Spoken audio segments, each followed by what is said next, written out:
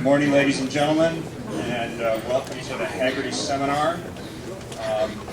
All things Shelby this morning. This is unbelievable to see these great panelists and enthusiasts and race car drivers and builders all in one spot.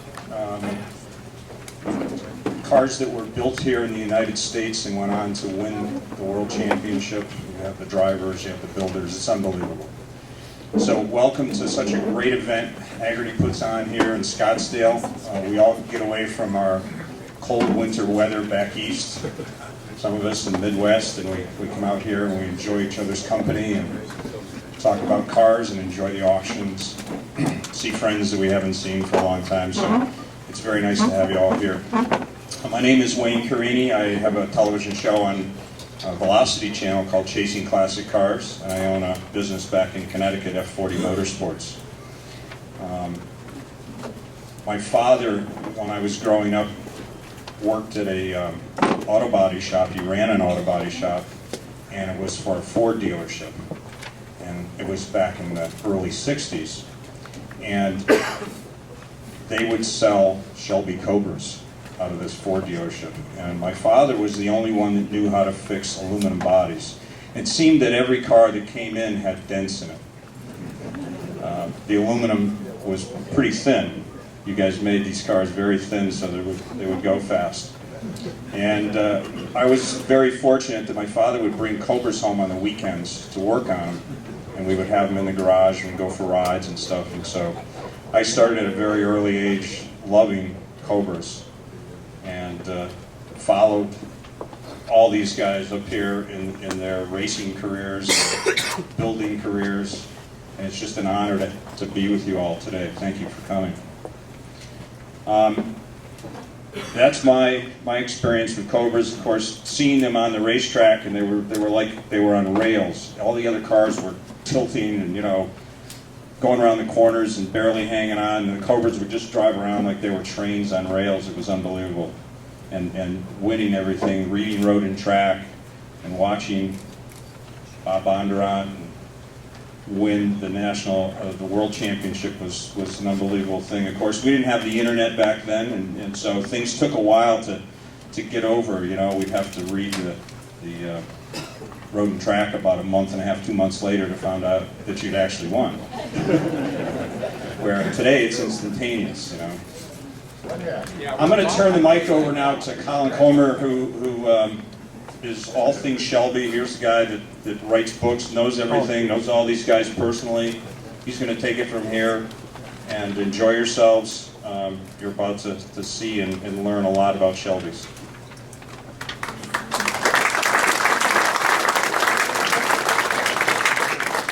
Good morning. Wayne was correct in everything he said, except that I know everything. I'll never profess to know everything about anything, especially Shelby's. That's why we have these gentlemen up here. I grew up a little later than most people that are into Shelby's, but as a kid, just it's the underdog story about an American car that went on to take the racing world by storm and world champion race cars, and it's it's the one. So few cars. You think that there's under 1,000 Cobras that are ever produced, and there are hundreds of thousands of people that lust after them, and still today it's something that we all look up to and think what a great period in motor racing and car history. And as Wayne said, I've written 2 books on Shelby's, and I couldn't have done it without these panelists here, but also it's just such an honor to get engrossed in the subject and to research it and learn so much more about the history and the people that made it happen. So I'd like to welcome you all, and I think you're going to be quite pleased with the panel, and hopefully we'll have a great discussion on it, and we'll learn a little something. I'd like to introduce our panelists. On the end here we have Phil Remington. Now, some of you may not know who Phil Remington is, but he was Shelby's chief engineer. He started in 1962 at Shelby. He was kind of inherited along with the building that Shelby got from Lance Reventlow. Probably the best thing Shelby ever inherited was this man right here. In fact, Carol said that the single reason that the Shelby Cobras and GT40s were so successful was because of Phil Remington. He couldn't have done it without him. Of course, Phil will never say anything positive about himself to you directly, but we're going to brag about him a little bit today. Anywhere a car has gone fast or set a record since the 1940s to now, Phil's been there. He was along with the first American F1 car with Lance Reventlow. He raced on the dry lakes in the 40s. Obviously, the Shelby team, NASCAR, GTP, I mean, IMSA, you talk about a race car, and Phil knows about it, chapter and verse. So, quite happy to have Phil here. He's one of my heroes, and I mean, he's the fabricator's fabricator, the engineer's engineer. Couldn't have done it without Phil, and even Carol gives him credit for that. Sitting next to Phil is Pete Brock. Pete Brock was the first employee at Shelby American, 1961. I'm not trying to embarrass you by dates here, facts and figures, but Pete was stolen from GM Styling. Basically, the ideas that made the Shelbys what they are, especially the Daytona Coupe, was Pete's baby. Pete started in Shelby's driving school, high performance driving school. Grand delusions of being a race car driver. He's quite an accomplished driver. Of course, he made the mistake of telling Carol he could make the Cobras faster by building a sexier, slipperier body, and the rest is history, because Shelby was quite quick to acknowledge that if somebody could make the car faster, he really didn't need any more drivers, so Pete got to go build the Daytona Coupe.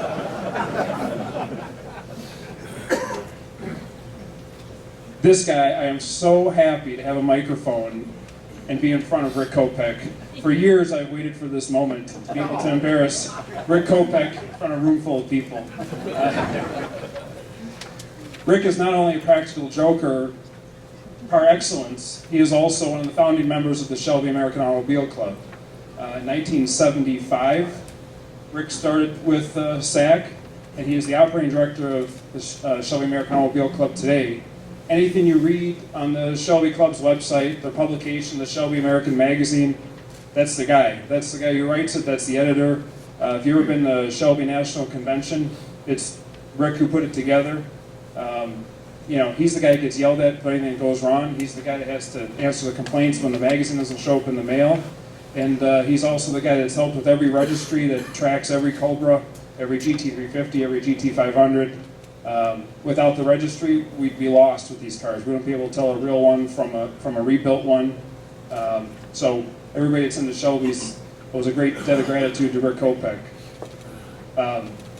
Chuck Cantwell. If there are any Mustang people in the room, there's your guy.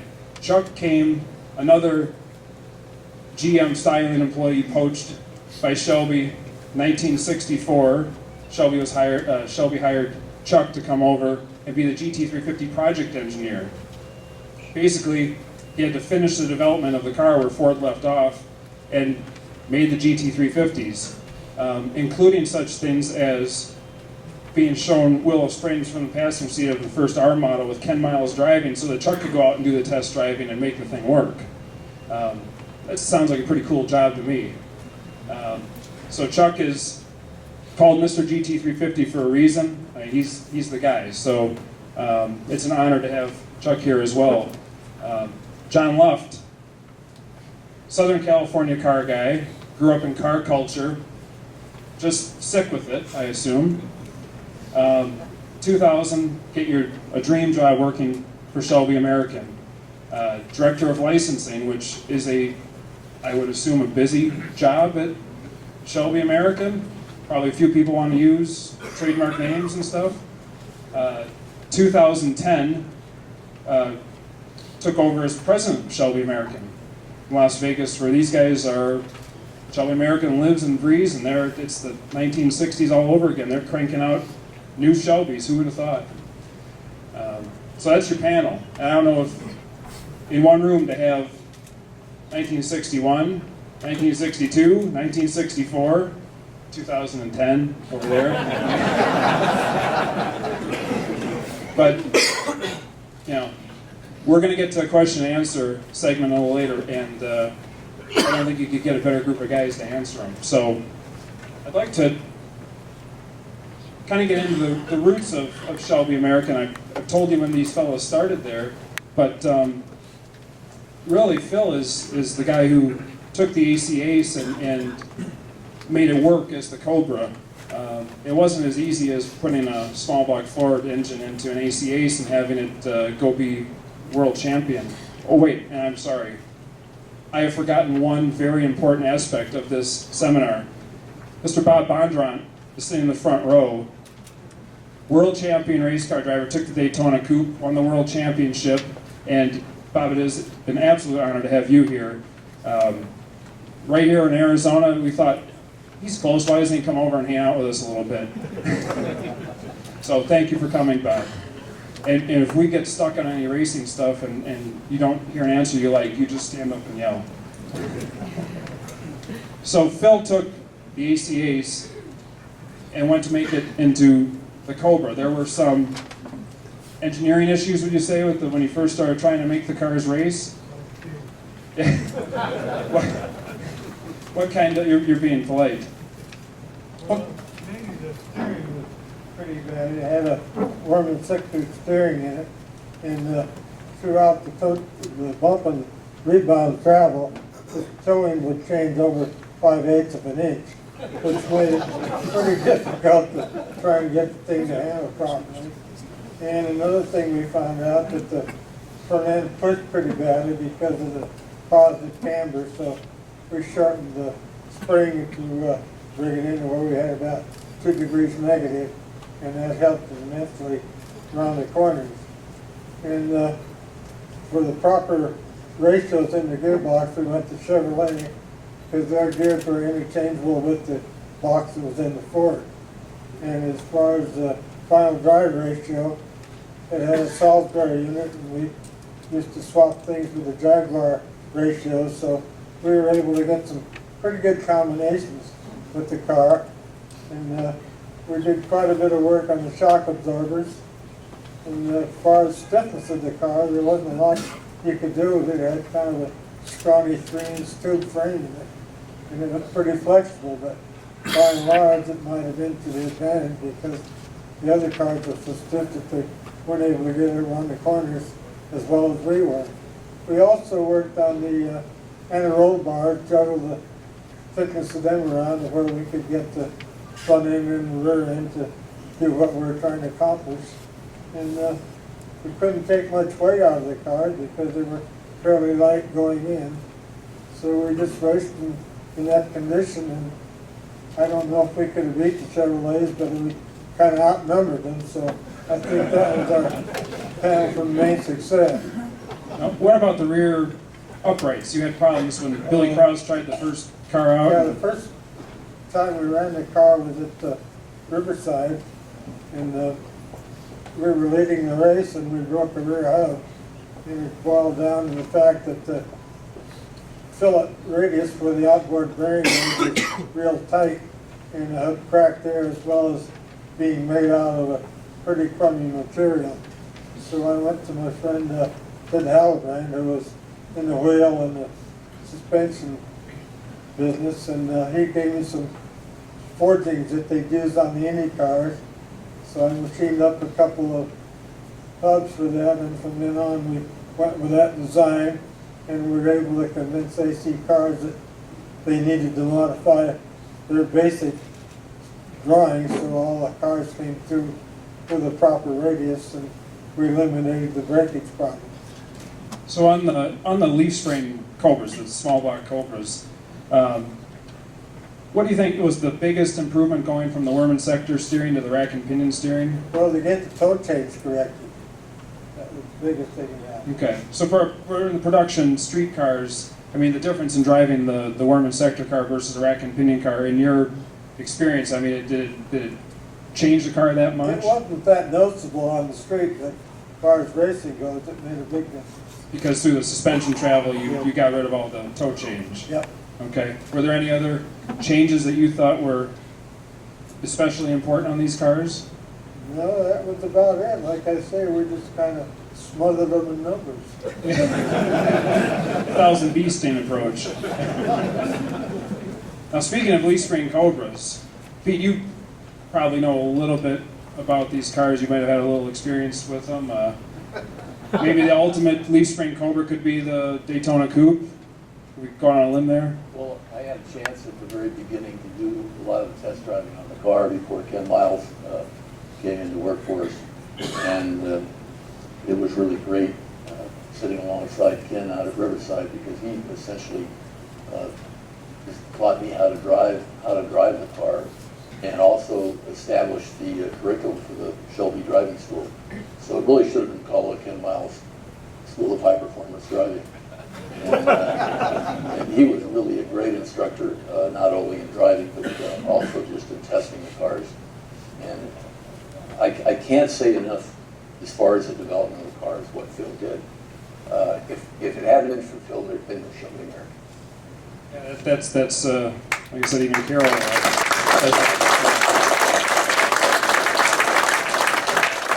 I put in one of my books, anybody that's ever ridden and driven or watched a Cobra race needs to send Phil a thank you card. So if you want, he'll be here after the seminar. You can shake his hand and say thanks. But the Daytona Coupe, how did that come about? Well, we had a problem with the aerodynamics. The car was pretty much limited in top speed because you were trying to push a very poor shape through the air. And I tried to explain to Carol that if you wanted to go any faster, there really wasn't a lot of room to develop the engine any farther than we were at the time. And there was a lot of free horsepower left in the shape if we wanted to change that. And so I convinced him that was probably the way to go if we could reduce the drag on the car. That was like getting free horsepower. Thought it'd be a good way to kill your driving career. Right, yeah.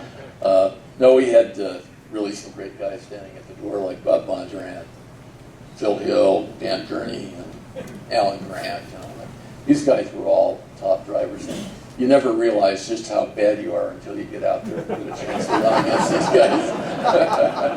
You know, you think you're pretty good, and then a real guy comes along, and it's a whole different change in your life. You say, boy, I'm sure glad I'm not driving.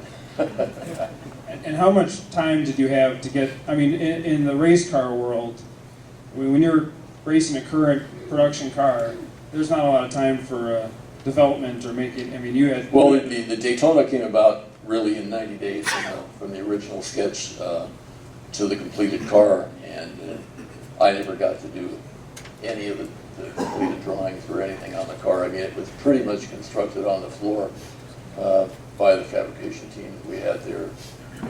Pretty much sketched up the outside shape of what we wanted to do, and with very rudimentary drawings on the inside. They all invented the car from the outside in to the shape, and luckily we were able to stiffen the chassis up considerably. And everybody contributed on that car. All the guys that were working on it made the car a lot better. And it was interesting, even though the Daytona was heavier than the Roadsters, it was actually faster around the track because we were able to stiffen the chassis up, and that just made the suspension work a lot better. Now, when you took that car into the wind tunnel and did all the testing the months on end. Wind tunnel? Oh wait, I forgot. I remember the first question I asked Carol. I said, "So what's the budget that we have to work with on this?" He says, "There ain't no budget." So And that didn't mean unlimited. no. So I got to say, as I've told people often enough, that I wasn't smart enough to know what to do with the car. I pretty much copied everything that the Germans had done in 1938 and 39 that had been developed for the cars just prior to the war. And what happened is, of course, American racing was pretty much dedicated to oval track racing, open wheel racing. So people over here were not that familiar with aerodynamic shapes and the value of that at that time. The guys were really getting into it up at the lakes, but generally speaking, there wasn't that much interest in aerodynamics at that time, and people didn't understand that, you know, as you went faster, you know, the drag, you know, went up by the square, and the requirement for the horsepower went up by the cube. So reducing the drag on the car was a really, really smart way to go on it.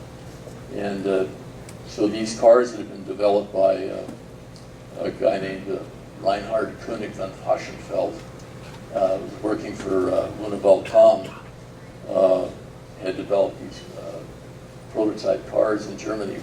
And they were called the K-line cars, and because it was a real mouthful, even the German media couldn't say König von Fachsenfeld, they thought that the K-line stood for Com, and everybody thought the chopped off tail was Luna Com's invention, but it was really König von Fachsenfeld that came up with that idea. And he'd actually developed that whole idea for reducing drag in designing buses more efficiently. That was his treatise in school. He came up with a method of extending the length of the bus slightly and changing the taper on it and chopping it off, and found out it was just as efficient as this aerodynamic sort of Art Deco style that they'd originally started with. But he was able to get more people in the car and make it more efficient. So that was the basic idea of making the chopped off tail for the car. And I'd actually come up with it using that idea when I was working back at General Motors, trying to convince Bill Mitchell when I was working on the Stingray at that time that there was some real merit in the things the Germans were doing. And I showed him some of the sketches that were on this little, pieces of paper that I found in the library at GM. And he said, "That's the ugliest looking piece of shit I've ever seen." So, now to get back and do what I tell you, so that's what this thing really was. And unfortunately, Bob will tell you, because Bondurant drove those cars with great success, but at about 140 miles an hour, the front end would come off. You could just do this with it and just go right straight down the road. And so they were a beautiful car sculpturally and aerodynamically, and they were just a disaster. So took those ideas, and when I had a chance to suggest to Carol that we do something differently, those ideas went into doing the Daytona. Now on the Daytona, there is a certain point where a car can be a little too slippery, and you had some issues with the car going through the air a little too well, and braking issues, right? You had to put the spoiler on the back of it? Well, the car was originally designed with the idea of putting a wing on the back end, and Phil looked at that idea and he said, "Christ, that's going to take us forever to build." Forever being about 3 or 4 days. But we only had 90 days to get the car ready for Daytona, and obviously that was the right decision. So the car actually ran at Daytona without the spoiler on it, and we didn't have too much of a lift problem there. In fact, the car was so fast down there that Ken had been sort of demoted from the car. Had been originally designed around 10 miles, and then Carol pulled him out of the car and put Davey and Bob Holbert in the car, and the car went so well down there. We hadn't had much time to test it, and when we tested down there, we found out that the real advantage of the car was that it had about a 25% better fuel efficiency. So even if we ran at the same speed that the Ferraris were running, we would beat them simply because we didn't have to stop as often.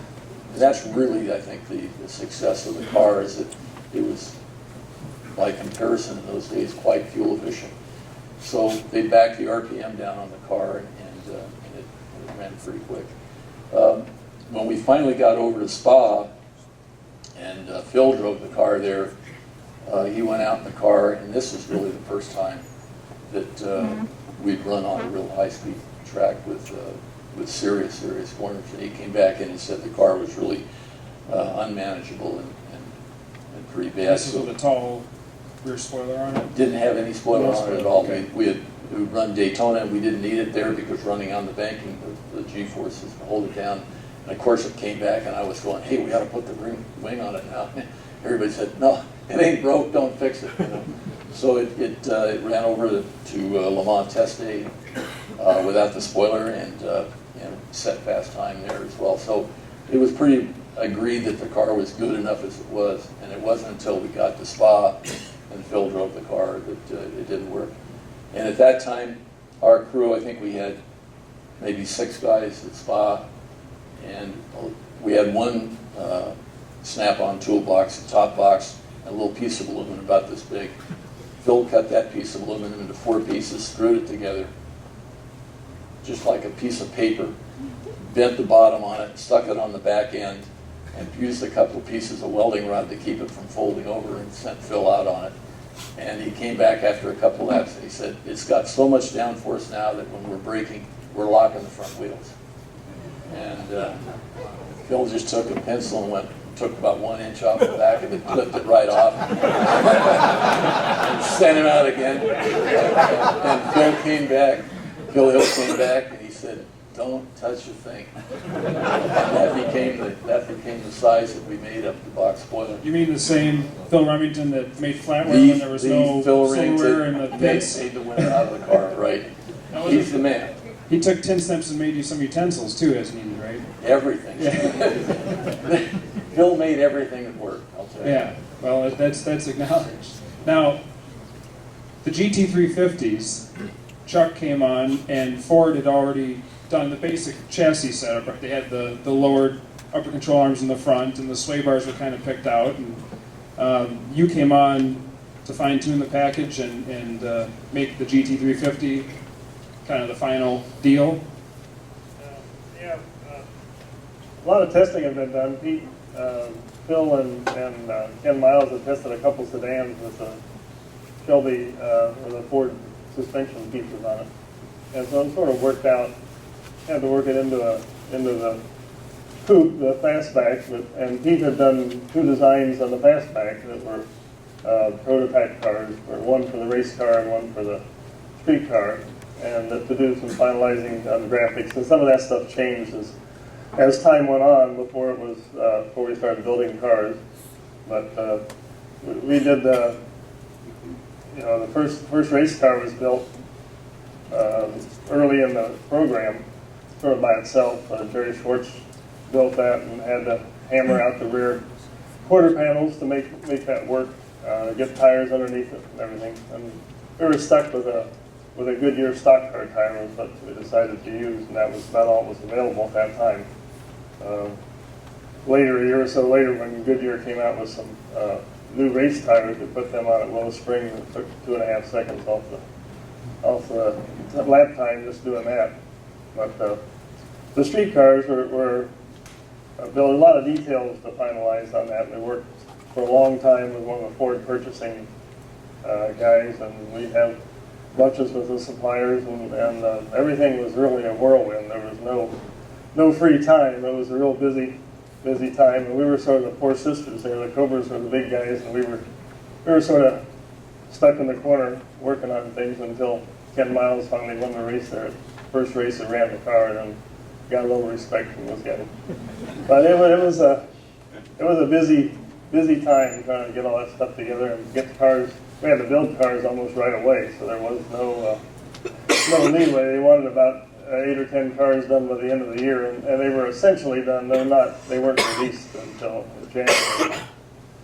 You need to get the car homologated for SCCA, so you had to step to it and get some cars ready, right? Yeah, it wasn't had to convince SCCA that we're going to build enough of them, and they wanted to see 100 cars built. And of course, we didn't have that at all, but we had on the property there, we had about 50 cars we'd gotten from Ford, and they're all stripped down cars that they knew they couldn't do anything else with them except build Shelby. So they were, once they came and saw that, they realized it was serious, so they went ahead and gave us the okay to continue on and classify the GT350 as a sports car. That was the thing that was the objective of the whole program, to build a sports car that could be raced essentially without violating the SCCA modification rules. So there was a lot of discussion that went on and planning that went into the cars to make those work. Now you mentioned one of the modifications for the R models was opening up the rear fender wells and flaring the front fenders a little bit. And you had an interesting conversation with Mark Donahue once when he was running a GT350, right? Well, he ran in '66 he ran a GT350, and he came out to Riverside to run the runoffs out there. And Mark, he put huge big tires in the back of his car and had the fender wells all cut out. We'd won his division with that car and hadn't been questioned back there, but at the runoffs, the tech inspectors didn't like that. They weren't going to let him through. So Mark called up and said, these guys are giving me a rough time, they aren't gonna let my car through, and well. So I said, well, go measure your wheel cutouts and give me the dimensions and give me a relationship to the fender flange or something I could. And so he went and gave me the dimensions, and I drew up a drawing of the quarter panel and labeled it fender flares, and put some dimensions on there, original, and then tolerances for the openings, which tolerances being big enough to cover Mark's fenders, and then we ran a copy, sort of smeared it up and make it look old, and ran a copy and sent it out to Riverside, and he got through tech and ended up winning the race. It worked. It worked, yes. You never know on those things. Now, obviously, you can build a great race car, you can win races, but if a manufacturer isn't selling cars, they're not going to be racing for long. So there's a lot to do with marketing of a brand. And obviously, there's somebody here that has a lot to do with the marketing of Shelby's brand. And Pete, you came on to the driving school, and you had a lot to do with the marketing of that. But the style of Shelby American, I guess a lot of the actual aesthetic style can be attributed to you, and like Chuck said, when you were involved with the GT350 project and Cobra emblems and advertisement. I think that was one of the most important things we did, is pretty much change the image of what Shelby American was in terms of all the graphics of how the cars looked and the design. I mean, up to doing all the stationery and business cards and the T-shirts and everything else that the public sees gives the overall impression of what the company really is. And I was lucky enough to work with a couple of great artists, guys like George Bartel. We didn't have enough cars in the beginning to do any photographic ads. So the very first photographic ad I did for the car was the only one that we had because we didn't have any extra cars. So I got together with George. We'd both gone to art center school. And we came up with a series of ads. He did all the artwork on those. I wrote up the copy for those, and that became, I think we did 6 or 7 of those ads, and those became sort of the classic ads for the Cobra, and they're still, pretty much considered classic. But having great talent like Bartel to do that artwork really put us over the top, made the stuff look great. And it was kind of that underdog mentality where you were a little more free on what you could do versus GM or Ford.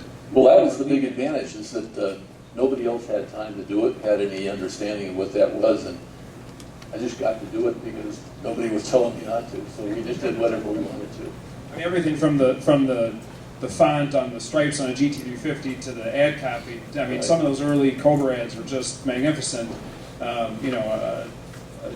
George's drawing with a Cobra and a motorcycle cop. It's stuff that, and poking fun at the Corvettes in some of these ads that wouldn't be allowed at a big corporation like GM. No, nobody'd ever let you do that. Shelby didn't need to play fair though.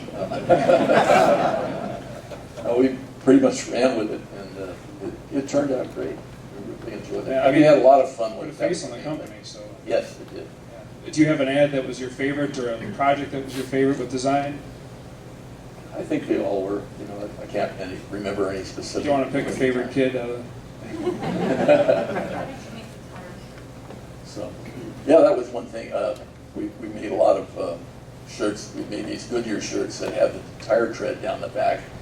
But it was very interesting working with Shelby because he never wanted to spend any money. So he had these shirts made in India, and you could hold them up to the window, and you couldn't see through them. They were that thin. And I kept trying to convince him. I said, if we made a better quality shirt, Carol, guys would continue to wear it. He said, I don't care. They're just going to wear them one time and throw them away and then wax the car with them. So that was sort of the quality level that we did on the shirts. But at that time, Goodyear had just started getting into the race tire business. Firestone was the big name in racing at that time. And if any of you ever seen the ads back in those days of Life magazine or Post, the Indy spread, it was a double truck thing with all the Indy winners from the beginning until the end were all Firestone. So Goodyear had to really get down to work to overcome the image of Firestone at that time. And they came out with their first tire, which was the T3. And the only way that we could really tell people what it was different, was the tread pattern. So I just painted some black paint on it and just rolled it across the poster board and put the tread pattern down there, and then transferred that onto the back of the shirt. And so everybody's walking around had these big tire treads back down. And that's the way we put it over. And they really made some great tires. We had, I've got to say, the one thing that really changed the Daytona as we went along, because from the very first time we tested it, when Ken came back, he said, we simply don't have enough, grip on the back end. And Carroll, of course, had made the distributor for Goodyear tires on the West Coast. And he called back to Akron and said, we need some tires for Daytona. And they said, we can't build anything for you that quickly, but we do have a new stock car tire we just developed for the front of the stock cars. And that's pretty close to the size you want. Would you like to try it? And they literally sent those out overnight. We put them on the car, and of course they stuck out on either side about an inch and a half, something like that.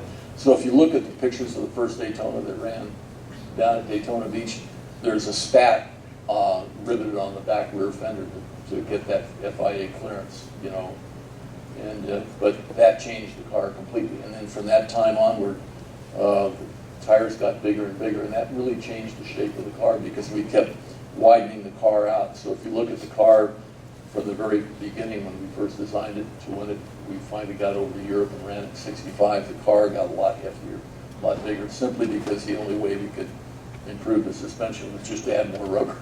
Yeah, suspension was in the Yeah. tires. Yep, right. Great part. Now let's talk about the GT40 program and what, obviously, Phil, you were instrumental in the GT40 program. And how did that come about at Shelby and the early development of the GT40s and Ford's involvement and kind of commandeering the shop at Shelby? It started out with the little prototypes that Eric Broadley in England built, Lola cars.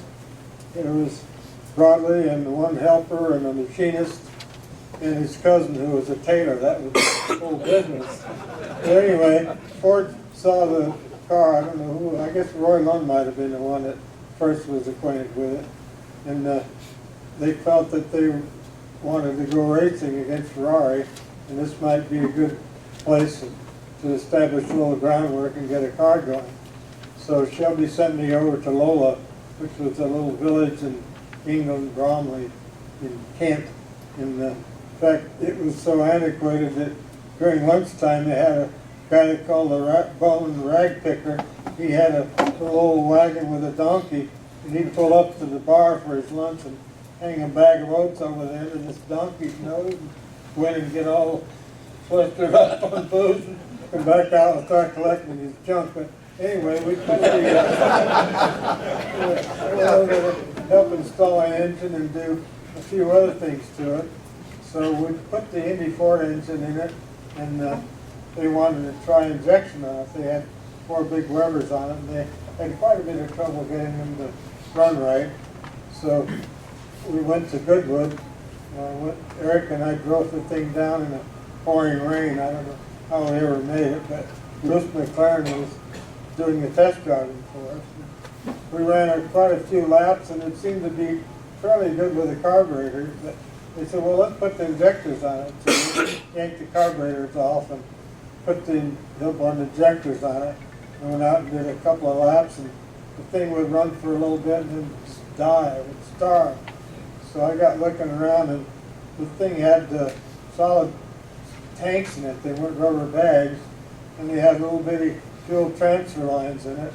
And rather than get the proper fittings, they were under the gun financially, so they would just put on this goo they call splods, trying to seal the joints up. Well, anyway, that collected in these fuel pipes, and we couldn't get enough fuel to make the car run right. So trying to figure out what happened, I took a 1 liter can and filled it full of gas and poked 2 hoses in it, one for a pickup and one for a return, and Bruce and I got in it and went around Goodwood. I was flopping around with no seat belt, one side to the other. But we finally figured out what was the problem with the car, so we made some proper fuel lines, and from then on the thing ran pretty good.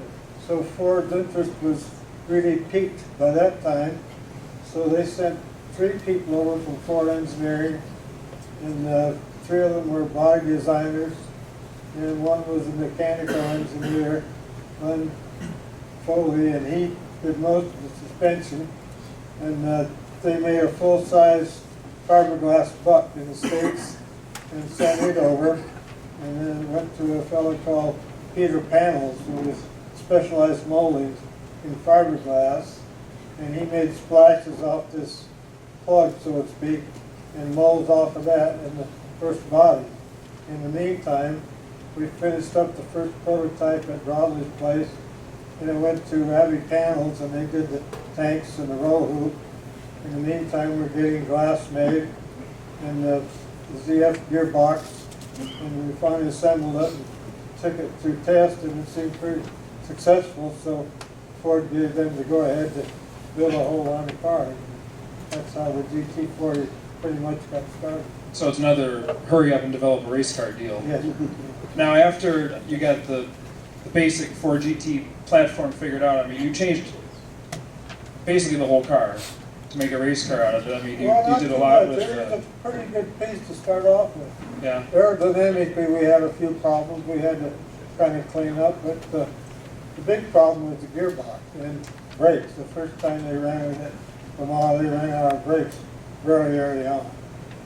And, so that was the one area that they decided they'd take the project away from John Wire and give it to Shelby. So they shipped all the cars and everything that pertained to them to Shelby's in California. And that's when we started modifying the cars with brakes and gearbox and different aerodynamic tweaks on it. And through a lot of development, we finally got it to where it was pretty good. And we never did have a whole lot of horsepower. In fact, kind of a strange story on the intake manifold. We had 2 big hollies on it to begin with, and I think Warren Olson was involved in the program at the time. He said, well, why don't we try Weber's on it? I've never seen any Weber's before. Well, we need to put 4 of them on it, so I looked at the thing and figured out how we could get 4 vertical downdraft 48 millimeter Weber's on the thing. And they were hounding us for homologation at that time. And I said, boy, we're kind of under the gun. So I went to my friend who's a pattern maker, and I made a few sketches, and he made a wooden manifold. We stuck the Webers on it and painted it silver. We sent that in, and we got the intake manifold homologated, which gave us about another 30 horsepower. So that's a pretty good advantage for us in itself. Now you're credited with a invention or modification of the GT cars that was said to be the greatest change in the charge to win Le Mans, and that was the brakes. Now, what did you do to the brakes to make them survive at Le Mans? Went through quite a few changes. Originally, the cars had Lincoln rotors, which had a straight web in between each panel on the side of the disc. And they kept cracking, and we couldn't seem to stop it. So I went to this friend of mine who was at the Ford place called Aerotronics in Newport Beach, and he was kind of a scientist, but he was really interested in cars. And I said, well, how are we going to cure this cracking problem? He said, well, first thing you want to do is put a curved rotor in it. You don't want a straight path from the inside of the rotor to the outside. So he said, well, we'll come up with a design he called a empirical curve, which is a curve that starts smaller and as it gets to the periphery enlarges. So I said, well, let's give it a shot. So I went again to my friend the pattern maker, and we cast up some cast iron discs, and they held them flat. And when they were cast and cured, they would sag. They looked like potato chips. So Kelty Hayes was involved at the same time trying to come up with a brake package. So I sent them back to pattern, and they hung them vertically, and they were able to get decent casting. So we machined those and tried them, and we had quite success with it. And our next challenge was to try and figure out, because of the many brake pad changes we were going to require in the 24-hour race, we had to come up with a quicker way to change rotors. So normally the rotors were screwed onto the brake disc. You get the disc at the hat section that the disc bolts onto. So I took the screws out, and we let the drive, I made step studs for the drive pegs that would locate the rotors, and when you put the wheel on and tighten it up, that would hold the rotor in place. And we had quick change bolts on the calipers with little lanyards which you could hang on parts of the intake or the inner fender wells of the car. So that combination enabled us to change rotors and pads quite quickly, and I think it made a big difference in where we ended up during the races. Apparently worked.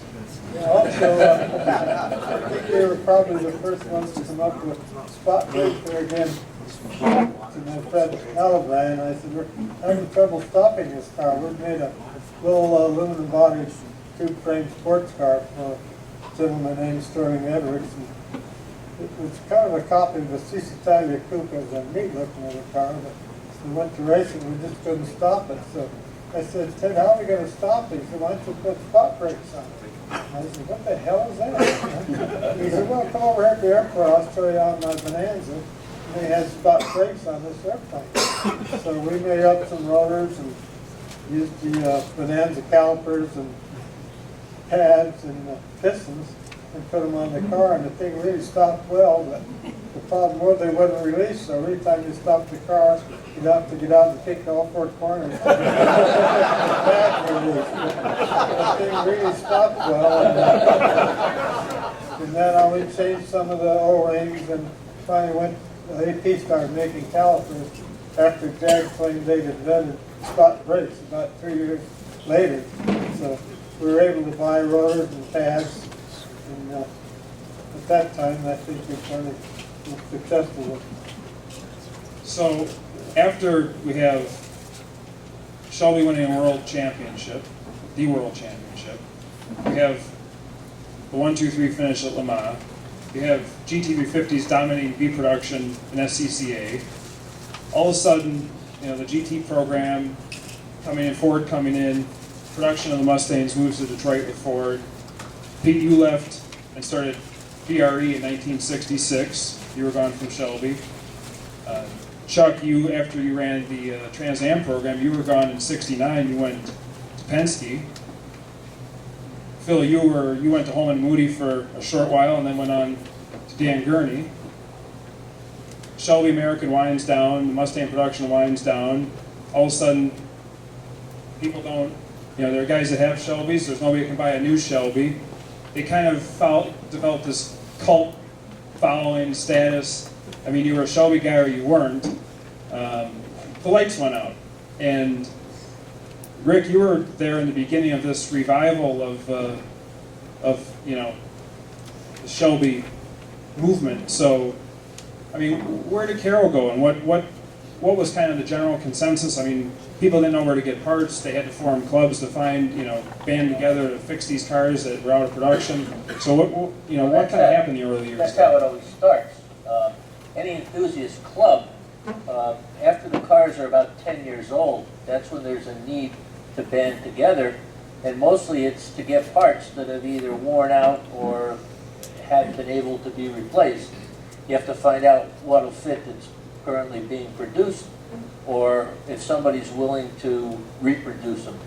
But it takes about 10 years for that to happen.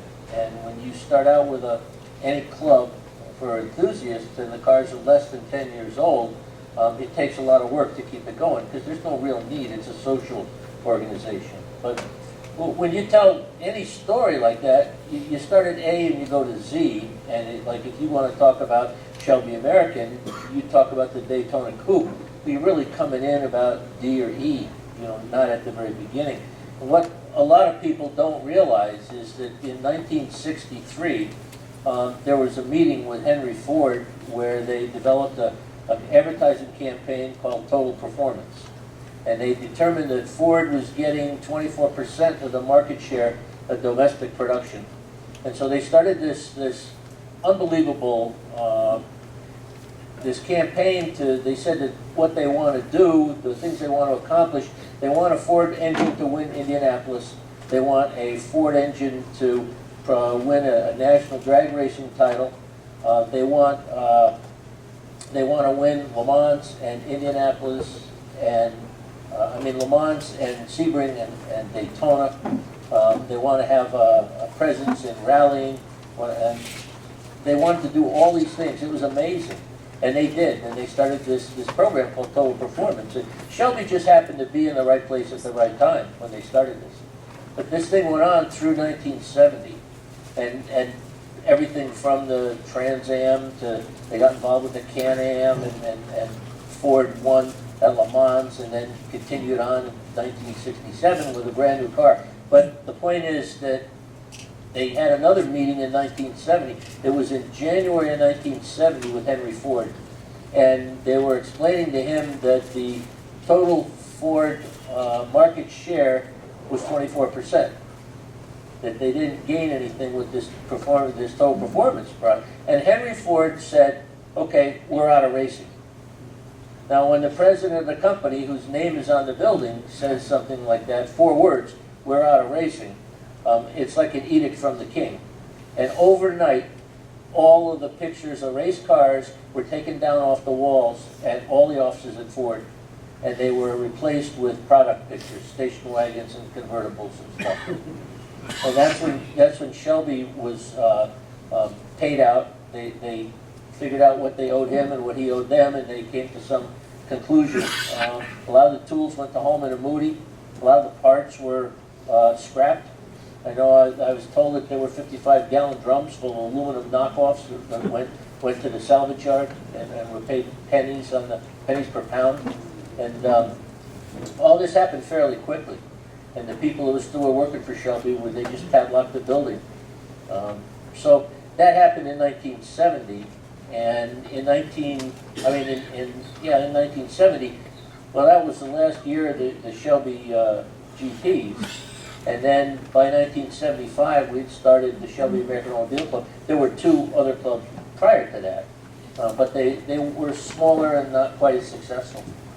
So we started this club in 1975. Well, basically, the 65 Shelbys were 10 years old. Parts were wearing out. People wanted to keep driving their cars.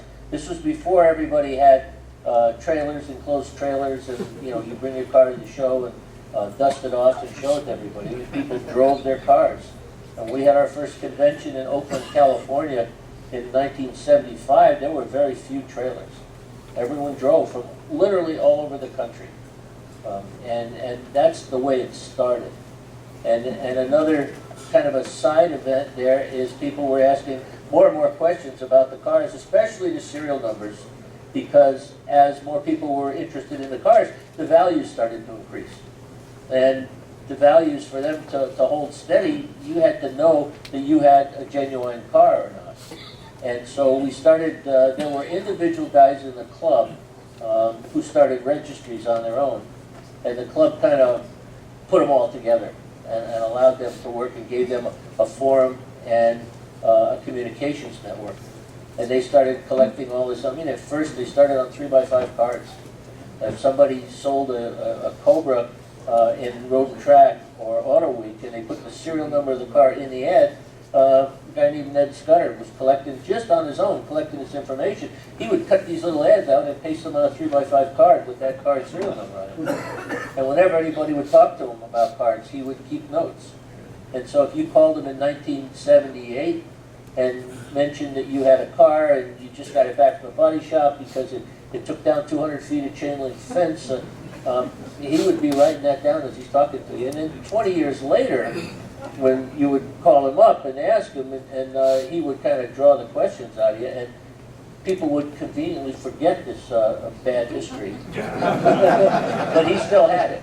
And all of these guys were the same way. They all maintained this stuff. And all I did was just show them a way to put it into a book so it could be, a lasting reference source. Yeah, and consolidate everybody's. Because if you had a Cobra and you met a guy with a Cobra, you know each other's serial number, and you might not know his last name, but you know what chassis number Cobra he had, and you took tabs on it, and got together for coffee and talked about how you couldn't find a brake master cylinder, and Well, exactly. the registry gave that kind of all the information, a place to go for the next owner that would know that, 3 guys before, and if the car was, like you said, took down the Yep. chain link fence. And the club did that too. It was it provided an opportunity for people to get together. I mean, I remember I bought my first Shelby in 1969, and you'd be driving down the road and see another Shelby. You'd not only wave to the guy, you'd turn around and catch him, pull him over, and talk to him about his car. And when we had our first conventions, that was really the interesting part, because people spent all night in the parking lot. Because when you live in any town you could name, there may be 2 or 3 other cars in the town where you know the owners, but all of a sudden you come to a hotel and there's 200 cars, 300 cars in the parking lot. Guys are crawling around on the ground with flashlights comparing cars and looking at it, and you could open your window and look out the shades at any time of the night, and there'd be a couple hundred people in the parking lot. So it's like the automotive secret handshake society. I mean, you Yeah. have a Shelby, all of a sudden you know all about everybody else's Shelby, and you go and hang on these you said they hang on the parking lot all night. That Yeah. sounds a little weird, but It was free information. And that was the only way to get it, first person, is to go out there. And what we started to do is collect it and then share it, so that if somebody couldn't go to a parking lot and they couldn't crawl around on the ground under the cars, then we provided the next best thing. now in the registries, I mean, you have registries for every Shelby ever built. So, of the 1962 to 1970 cars, what would you say percentage-wise that you have? How many, MIA cars are there? I mean, have you accounted for? I mean, you've got almost We've all of accounted them. for Right? about 110% of production.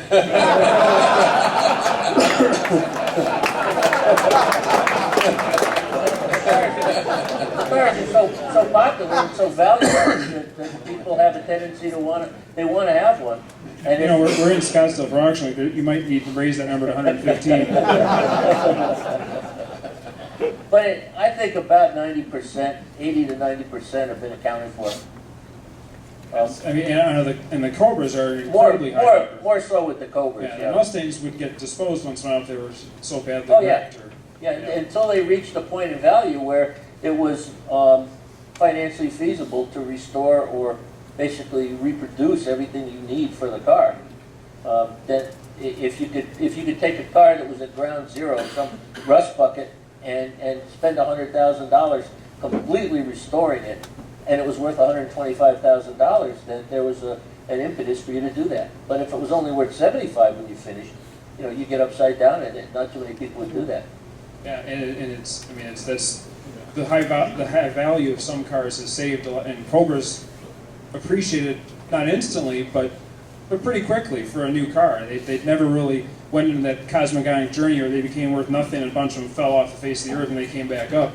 I mean, Cobras were, because there's so few of them, if you wanted a Cobra, people were always kind of... Not always. In 1968, 69, 70, they were used cars just like everything else. They were used sports cars or performance cars, and people had a tendency to think that they had been beat up and abused by the time they were in their second or third owners. Because they were very expensive cars the first time around. And the people who bought a Cobra in 1965 or 66 had a lot of disposable income. They were professionals, doctors, lawyers, airline pilots, and it wasn't their only car. And then as the cars got older and they got on the used car market and they became more accessible to people, more affordable to average enthusiasts, that's when they started buying them.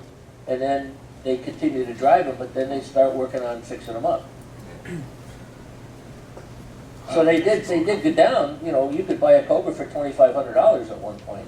Right. And then when we started the club, they started to climb in value, and it was one thing working off the other. The higher prices meant more people were enthusiastic and they were interested in what was going on and what the parts were and the part numbers and stuff like that.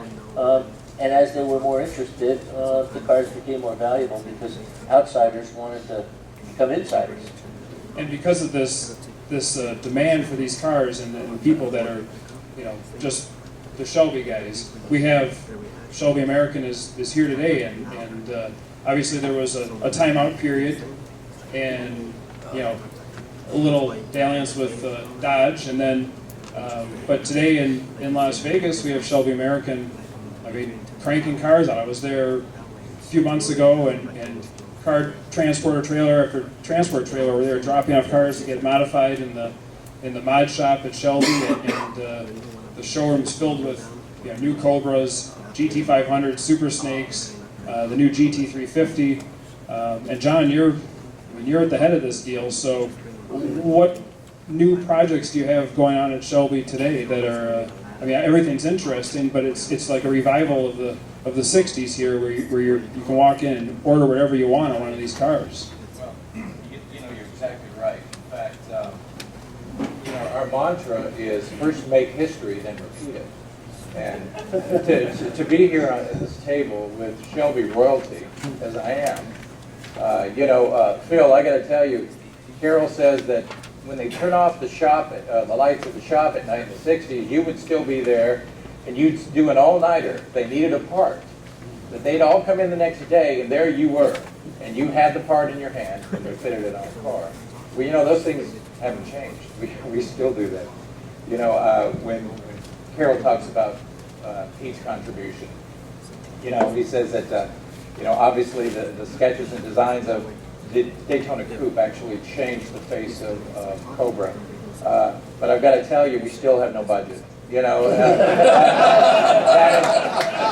has never changed. When we develop a car, Carol said, I said, Carol, what's our budget? You don't have one. So I think that's his standard response. Rick, in the dark years, as you call it, maybe Carol needed a timeout, during that period. The years that he went off to Africa, SAC was formed and kept the brand alive. Carried the mantle of the brand in the days where Carol was off in Africa, chasing rhinos and flying across the country. And Carol's nickname for Chuck Cantwell is he doesn't know can't. All of that really leads us to Shelby American today. I've spent 12 years with Carol now. All of you guys can relate. It's like dog years. It's truly like dog years. And I can say that the first 10 years, I was in the office next to Carol, and that was truly too close to the flame. As you can only imagine, Carol often is ADD times 10. He'll be in your office 2 dozen, 3 dozen times. What about this? What about that? But in the last 2 years, I've come out to Shelby American, and Shelby American's goal is to obviously repeat history. And in 2012, we're celebrating 50 years of Shelby. 50 years ago at the New York Auto Show, Carol Shelby pulled the silk back on a car that changed automotive history. And we're celebrating that this year. We are going back to New York with that same Cobra. CSX 2000, Cobra #1 that was painted how many times, how many colors, is going to appear at the New York Auto Show for the first time in 50 years. We're going to be unveiling, isn't that wonderful? We're going to be unveiling in New York the single highest horsepower production Shelby ever built.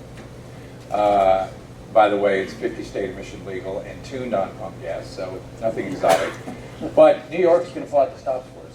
They're saying that, what Carol did 50 years ago, and Carol tells me that because when I come back when I just got back from Detroit, and yes, I left Gary Patterson up there. You know how it is; it rolls downhill. So I got to come to Scottsdale. He's still in Detroit. But Carol always says, John, and I, of course, belly up a little bit to Carol. I says, Carol, it's 12 hours a day, standing there in front of the cars. He says, when I unveiled the Cobra, he says, I stood there 12 hours a day. I handed out brochures. And so he shows no mercy. None whatsoever. But the fact is that, when I told Carol that the New York Auto Show wanted to really celebrate 50 years of Shelby and would love for CSX 2000 to come back, he said, do you need me there, John? Do you need me there? And my answer is I always need Carol there. Remember, he just had a birthday last week. At 89, I'm not going to tug him to every single thing we do, but we're going to have a great celebration. We just unveiled a 50th anniversary product at the Detroit Auto Show. Limited production, 50 black and gold, 50 white and gold. It's funny, the first article written when we did the unveil, and you know you're not one of the big guys when you unveil day 2 for media and you're at 7:30 in the morning. Now, believe me, first thing I did to the press is I apologized for such an ungodly hour to be there. But we had over 100 media there, all the big guys. We again, in true Shelby fashion, we pulled the silk back. And the first article written said, though Shelby American had the saddest display of the entire Detroit Auto Show, said nobody cared because the cars were the stars. Now, you know what? I'll take that every day. I'll take it every day. So, besides John, Super- just yeah. what is? I'm just curious. Can you share with us what the highest horsepower is? I can't It's tell just you. friends here, I- you know? okay, let Later me just tell say me. this. Last year in New York, we unveiled the 800 horsepower Super Snake. 50 state emission legal, runs on pump gas, and this is the beauty of it all. We unveiled the Super Snake last year, 800 horsepower, and got voted number 2 of the top 10 sexiest cars of the New York Auto Show. And we were only number 2 behind a concept car. So I think that gives great accolades to the brand. And but 800 horsepower in the day where we show up and everybody's got hybrids in EVs. In fact, our booth was next to the EV drive, okay? And we show up with 800 horsepower. But you expect nothing less. You know, nothing less than the best. So for 50 years, Shelby's been helping people maximize their carbon footprint. You know, in fact, I gave a wonderful salute to the EV guys every time I walked by, because what they're saving us, we're chewing up.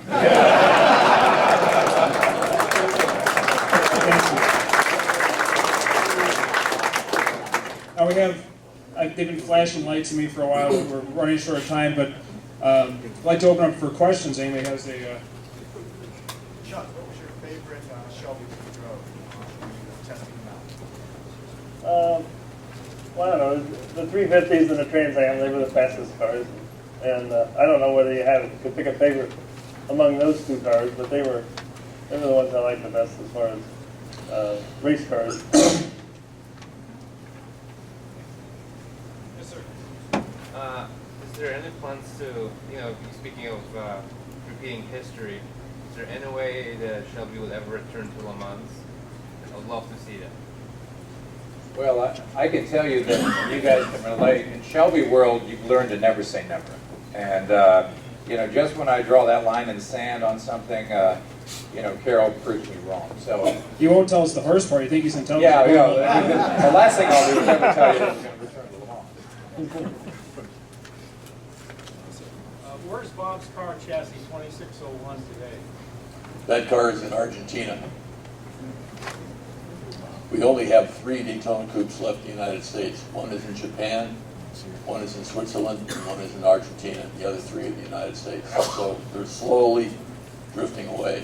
So I think it's important that we try to keep All this. private collections? All private collections, yes. You know what's amazing is Carol tells me that when they brought those back, he was going to leave the Daytona coupes in Europe because he said it cost more to bring them back than they were worth. Yeah. and he showed me some sales receipts. He sold those Daytona coupes for $4,000 a piece. Bob, oh, you lucky rascal! $4,000 a piece. I bought them. He called me up and said, "You have to buy this coupe." Carol called me up and he said, "I sold out to Ford, and Ford said get rid of all the Cobras, and you're the only one that world manufactured championship in 2601." And I said, "Well, how much?" This is a long time ago. I said, $4,000. Good Lord, $4,000 then was like $50,000 now. So I said, okay, I bought it. And I drove it on the street, and body work was all fixed on it. The last race we ran was in Sicily. The track was horrible. It was on a full regular road courses in Europe. A lot of them are still road courses. And Le Mans was a road course, just real roads. This one was too. the paving was terrible. I raced there 2 weeks before that in the Formula 2, and it took off all the chrome on the suspension. It took off almost the paint on the Daytona Coupe. And so we got it back, and Pete and I took some pictures standing by it. I bought it for $4,000. I sold it later. I didn't know I was going to do my school. I would have kept it. I would just kept it and drive it. So I sold it for $10,000. Thought I made a killing out of it. I made $6,000. And then this guy, I sold it, and then next guy got it for 20, and on up and on up. And then it was sold for about 8.2, and then the guy on the phone bought it for 8.5. Oh, he sold it for 8.5. Yeah. So it was pretty good. The Daytona Coupe, though, that was a fantastic car. Pete designed that bodywork, and the year before, '64, we were in Europe, 29 Roadsters, and the Ferrari GTOs, you just drive by, you couldn't even draft them. I looked down at my pedal, full pedal, and I just driving away. The next year, '65, we were in the Daytona Coupe, and we drove by the Ferrari GTOs. And when Dan Greeley and I won at Le Mans in '64, our mission really is to go to Europe and win the World Manufacturing Championship. And never been done before. Ferrari had owned it for years and years. And so to beat the Ferrari GTOs, they're a beautiful car. And I think they had, what did we have, Pete? 300 horsepower? Yeah. 300 horsepower, I think they have 300 horsepower. Yeah, I mean, today, 300 horsepower. Wow, what are you doing? But we blew them off. It was wonderful. And but I'd never been to Le Mans before. That was the first time we ran the Daytona Coupe in Europe. And the Daytona Coupes were built in Italy at that time. And the car we had never turned a wheel until they fired them up at Le Mans. And Dan and I were going, well, I sure hope it works. But it was fantastic. But we had an oil cooler break about 4 a.m. So we had to bypass it. No one thought about breaking an oil cooler and didn't have one spare. So we had to drive a little slower. And right toward the end, I had the last driving stint. And had maybe a half hour, 20 minutes, something like that before the end of the race. And the lead Ferrari prototype, third place, pulled off. And then the second place pulled off. Then the lead Ferrari pulled off. I thought, holy shit, we got to win this thing overall? And Carol always said, if we did not have the oil cooler problem, we would have won it. So then they all picked up, they must have been looking at their watches. And so the race ends at 4 in the afternoon. And I was still worried about the GTOs catching us. And so I was still going flat out. No one told me, Code never told me that at the end of the race, you don't go across the finish line flat out. You just sit. And I was so worried about the GTOs. And so they crossed the finish line, and I come up, and I'm still flat out. And by the time I got there, spectators were coming across the wall. Oh my God. So we got on the brakes and downshifted and won the race. That was fantastic. That was my first time there, and raced there 4 times, never won again. But it was incredible. Then the second thing that stands out in my mind, the tracks in Europe, like this other road courses, like Spa was regular roads, and Reims was regular roads, and they were both the fastest race courses in Europe at the time. And we ran at Reims in '65, and we won our class, won the World Manufacturing Championship, and that was on the 4th of July, which was so cool. So, and we beat Ferrari. And so doing that, I was just, I still remember the whole thing. It was incredible. And then I got a call from Enzo Ferrari. And I mean, you get a call from Enzo Ferrari, it's like the racing god. And as a race driver, you think, wow, God, that's incredible.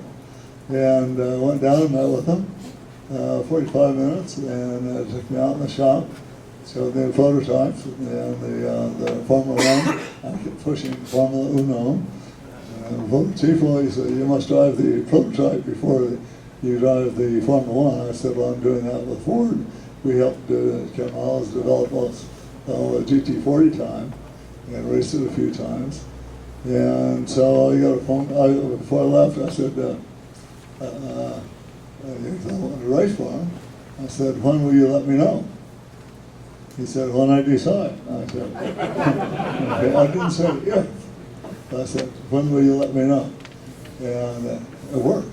And a week went by, another week went by, I got a fish for me, too much. 3 days later, I got a call from the factory back to the Ferrari factory, be fitted for my Formula One car for the U.S. Grand Prix. That was fantastic. It was a Dino Ferrari, the V8, not as quick as the 12 cylinders, but we did real well with that car, and then I eventually signed on with Ferrari. But racing for Shelby, like you said, the prices haven't changed when you're racing.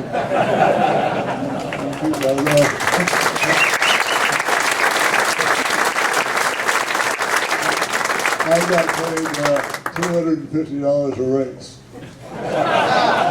So if you want to race, you just go do it. Thank you.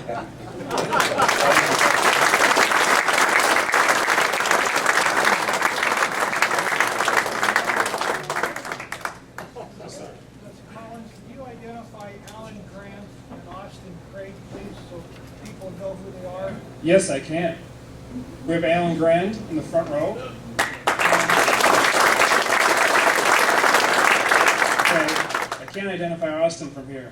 There he is, waving his hand. Stand up, Austin. Another original Shelby guy who made this all happen for us. So, and obviously Alan Grand, very accomplished race car driver, raced with Bob and all these other guys. I mean, if it wasn't for drivers like these gentlemen, we wouldn't have the Shelby American legend. So I don't know if anybody kind of gets what we have in this room here today, but I know we keep mentioning it, but to have the drivers and the guys who built the cars, and the guy who's still building the cars, who won't tell us how many horsepower the new ones can make. That, I'm coming to think. I have to mention one more thing. Bob was talking about winning Le Mans in 1964, breaking the oil cooler, and it had to be replaced. The man who fixed it. Mr. Fix-It.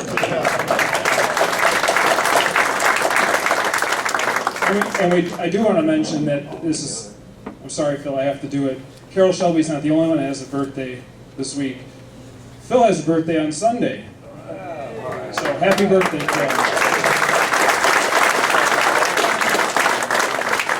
Yes, sir.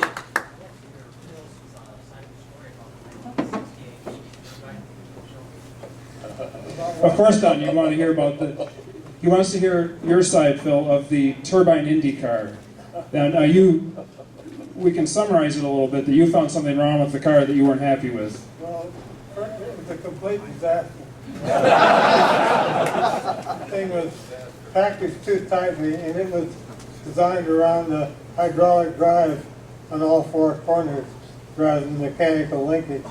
And the thing in itself wasn't that fast, so the designer built in a cheating factor. At the time, there was a restriction on the size of the air inlet on the turbine, and with that amount of air in there, the thing just wouldn't put up enough horsepower to get around. So the designer of the car figured he'd cure that, so he made a solenoid that would operate when you get up to a certain speed. You push this button, and the whole starter mechanism and the nose of this entrance would move forward, increase the area about 45%. So it made a hell of a difference in the horsepower because you could get some air to it. But the problem was that Craig Breedlove had been working with Allison on some of the turbine engines. He knew what was going on. And unfortunately, he told Andy Granatelli, who was one of our competitors, and I knew right away that if they ever got out, it would be a history. So I went to Shelby right away and we withdrew the cars. Otherwise, it would have been a real black eye for Goodyear because they were the main sponsor of the operation. And Botany 500, the sponsor, I mean, they would have been out of business. Like I say, it was a disaster. So basically, they had a driver selectable restrictor plate. Yeah. Austin? This for Chuck. Chuck, when you entered the Trans Am in '67, how did you engineer the Trolego car to be superior to the Cougars and the Roger Penske Camaros and everything? Decals.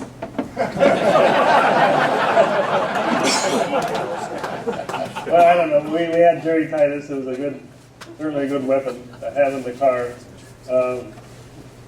We did a lot of testing and prepared the cars very well. We had a good crew. Pit stops were good. We could change tires and brake pads pretty fast. We didn't have to at that time change rotors on the cars. Somehow or other we managed to make the rotors last. Even in '68 we had at Daytona, during one of the nighttime stops, somebody put the brake pads in one side of the front brakes backwards, and Bucknam went out with the car. And when he came in, they went to change the pads. There was only powder there, so they replaced them and continued with the race. And I asked Ronnie how, what it felt like after. He said, "Well, it pulled a little bit for a couple laps, but then it was fine." So I guess there was a lot of metal in the regular pads anyway. So we got away with that, and then we didn't break the rotors. So the cars were just well built and well driven, and we had good crews on the car. Pit stops were good, the fuel changes were good, all that, and at Sebring was the first major race we ran that year with that was the second major race, but the first one I ran really good. Jerry started the race and he said, and Parnelli was running one of the Cougars, and their times were very close, and Jerry said, "I know where I can get him." And I said, "I know it too." I could read his mind. He's going to take him into the hairpin, which he did, too deep. Jerry came around about 150-yard lead on the first lap and never relinquished it after that. But a 4-hour race at that time. But that was a good. Those were good cars. Just real quick, I'm sorry I have to go to another function here, but I just want to say, Phil Remington is the one that made all the Cobras, the Ford GT40s, Mustang GT50s really work. And I remember we'd go out to Riverside, we'd test. Ken Miles I did most of all the testing. And you come back, got the car doing this. He thinks about that, and he makes a couple of adjustments, and we go back out again, and it worked. And he's fantastic. Yeah, I just want to say thanks to all of you guys. Nice to see all of you people, and I loved racing for Kel Shelby, and it was fantastic, even though we didn't make any money. It was good. Thank you.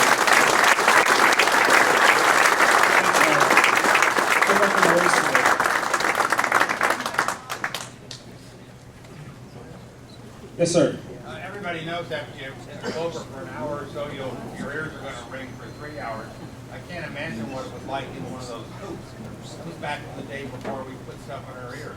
Can you tell us what it was like driving one of those things? It was like driving from New York to Detroit in an alarm clock.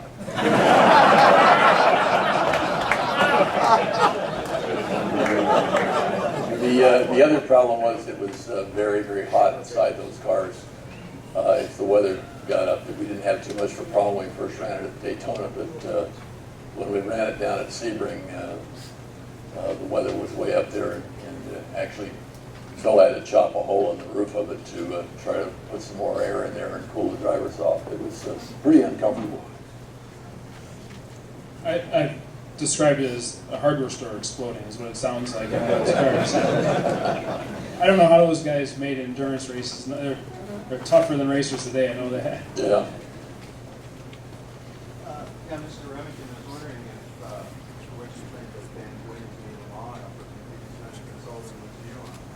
Yeah, we're building the car right now as we speak. And they shouldn't even be here, but, so that's but, How many horsepower? well, the car's gonna be very light and very aerodynamic, so we figure we can get away with around 300 horsepower and still do the job. Have they been approved for a special class? Yeah, well, there's some, well, I don't know, an extraneous class or it's over and above the normal class, and they're allowing it to run in that category. I think it's mainly to try and promote the green effect and keep from using so much fuel and trying to get people steered toward lighter, smaller, more efficient cars. But it won't compete directly with the regular Le Mans effort. Did you have some insight on that? Well, that was the thing, is I think we have to look at what the ACO did, is that they opened up as an experimental class to allow the car to run in its own class against the other cars. And I think that's a very, very enlightened view for them to allow that sort of innovation and ideas to continue, because that's one of the main problems with racing today, is it's so over-restricted with the amount of rules that we've got in it. There's not much room for innovation anymore. And the great ideas that came from guys like Ben Volby on this car that he was doing with Dan would never exist if it hadn't been for the French. The idea was actually turned down by the Indianapolis group. It was just, considered too radical. And just in case you guys thought I was kidding, you heard it right from Phil. He's still working at Dan Gurney's shop and took a day off work to come here and be with us, and he is itching to get back to work. This guy loves his job. He's that's why they call him, what was your nickname again? Was it? STP, the Super Twitchy Phil.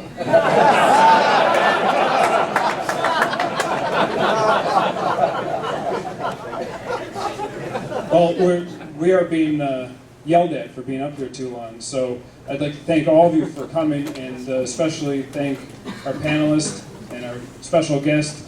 This has been obviously a special Shelby moment, so thank you all for coming.